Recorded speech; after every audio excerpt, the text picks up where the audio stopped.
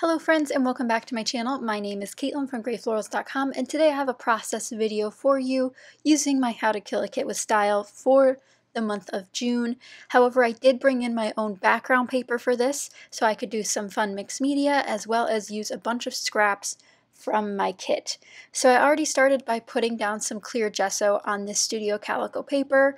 It has since dried, and what I will say is I am no mixed media expert, but I can tell you I did not put the gesso on well or evenly, and I don't recommend doing it the way I did. So here I'm just going to use some Heidi Swapp Color Shine in the color Mint and add some color to this background. Now this studio calico paper is a fun polka dot where some of the polka dots are actually cats. And I think it's super cute, and this was actually a pack of paper I got from Tuesday Morning a while ago that had like 25 of the same sheets. But what's nice is it does read as a polka dot, so I could use this for non-cat pages as well. But today I'm actually scrapbooking a vet visit. It was our cat's first vet visit since we had adopted them, and it was an interesting experience, so I'll be documenting that on this page. So here is the packaging technique where you just put the liquid on some plastic and spread it around. And once that was fully dry, I decided to start working on my layers. And like I said, these are all scraps from my How to Kill a Kit with Style for June, and if you guys have not checked it out yet, I will have the playlist linked down below so you guys can check out all of the June stuff that's happened so far and more to come. I decided to put these two scraps of the same pattern paper together to create a longer piece. Definitely a great way to use up scraps that are weird sizes. I just trimmed these to be the same exact width so I could stack them. I also pulled in a Project Life card that's in my kit, and is from, I'm actually not sure where that one's from. It might be Ellie Studio, but that's an older one and I don't have the packaging left anymore. So as I start gluing down my layers, I wanted to put a white border around this one, just the main photo border to be white because it's a pretty dark photo. And then on top of the black floral with that minty blue and then the pink butterflies. I'm also pulling in some stickers from outside my kit. These pink cat stickers in the Meow collection from My Mind's Eye just matched so well with the scraps I'd pulled out, I just had to use it. And of course there will be a ton of washi tape on this layout because I've been addicted to washi tape lately, and I know a lot of you guys love seeing the ways that I can use it on a layout so you guys can be inspired to use yours. So here I'm just picking out the different colors, and while I'm doing that I just want to remind you that I will have additional Black Lives Matter resources linked down below for you guys so you can continue educating yourself and educating others and taking action to demand the change that everyone deserves. So those will be new resources. Every video that I upload will have new ones, so you guys can check them out, linked down below. And here I decided to pull in one of these cute Paper Studio tag pockets. So for the tag that I'm going to put in the pocket, I actually had to trim this one down. This one's just from Michael's, from the, the $3 bin, or those bins towards the checkout. They used to have these packs of tags and things, and that's where that is from.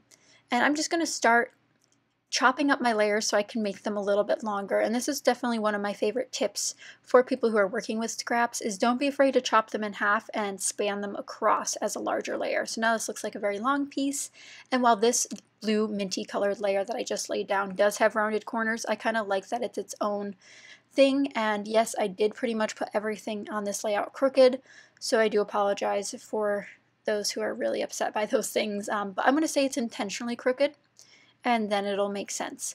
But here's where I start layering my washi tape, and this is my beloved ruler washi tape. I've used this for years, and it's actually been stuck in this kit for months now, so I'm glad I pulled it back out so I could fall in love with this washi tape. It'll definitely be in my favorites again because it is one of my favorites by far.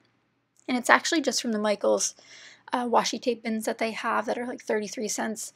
Definitely a great stop to pick up some washi tape, but you do have to test them before you buy them to see how easy they peel, because some are better than others.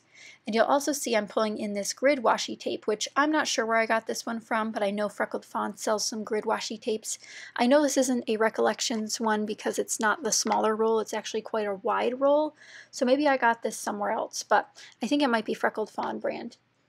And then I also bring in a We Are Memory Keepers sticker, which is another ruler, so you can see now that we've used 1, 2, 3, 4, now that's 5 washi tape strips with this grid one I'm about to put up here to create a cluster. And at this point I haven't planned out where I'm going to put my title nor what my title is, but I am considering putting it up above the photo where I just put those washi tape strips to create a cluster. And since I pulled in that ruler color, I decided to bring in that dark teal again with the leaves of these cute flowers that I'm pulling in. Just super cute collection, and again, pinks are really easy to go with each other. As long as you know if they're like a warm tone or a cool tone pink, you can really mix and match and they go super well together.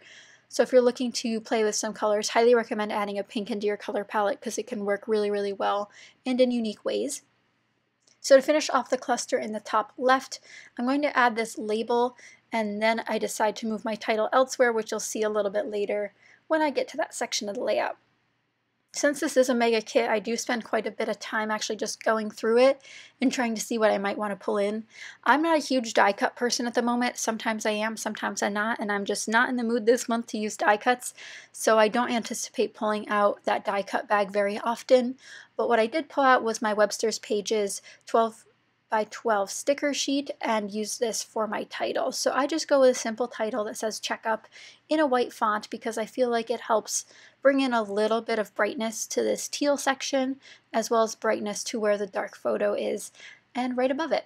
So now I have a couple journaling spots, so I plan on putting the date on the label in the top left and then putting the visible journaling in that pocket page card and then using that tag to have some hidden journaling because like I said, this was quite the experience, so I think it could warrant a lot of journaling. And what's nice about tag journaling, especially when it's in a pocket like this, and maybe I'll add some twine after to insinuate the pull to read it, but I think what's nice is you can use both sides of the tag to journal, so it's doubling your journaling space without it being present on the layout. But like I said, I definitely used a ton of washi tape on this layout, and here's even some more. If you guys are not into washi tape, I am definitely a washi tape fanatic, so hopefully I can give you guys some tips as you go along and use your washi tape on your pages. Because I think we end up using 4, 5, 6, 7 strips of washi tape, and of course that's I think 3 different patterns, so it's a good amount for a layout, I think. Sometimes it's only one little bit, but other times it's a lot. And to finish off this page, I'm going to add some freckled fawn chipboard phrase stickers. Some of these say some really funny things, and I really, really like the one that says just relax. And there's also one that says I hate this because the cats definitely hated the vets. And then there's one that says oh my, because they definitely were scared because they were new to our home and of course new to the vet experience for a while at least. And so I thought it'd be good to essentially document that. And I know a lot of people are sometimes uncomfortable to take pictures in public places, you know, even though we're documenters by nature. I think, you know, taking the time to take them when, and obviously this is Sam in the photo, not the vet, taking them when people are out of the room to help document your experience is easier than when the professional is necessarily in the room. So try to get them done when it's easier rather than more difficult. But that is it for this layout. I just glued everything down, and while I didn't add any specific finishing touches of sequins or enamel dots, I might go back and add some Nuvo drops. I definitely wanted to make sure that the background was fully dry before I tried to add another medium on top, and now that there's a lot of liquid adhesive involved in a lot of these elements, I want to make sure that dried too. But thank you guys so much for watching. I hope you enjoyed this layout using my How to Kill a Kit with Style. If you did, be sure to give it a thumbs up and don't forget to check out the links down below. Thanks for watching, guys. Bye!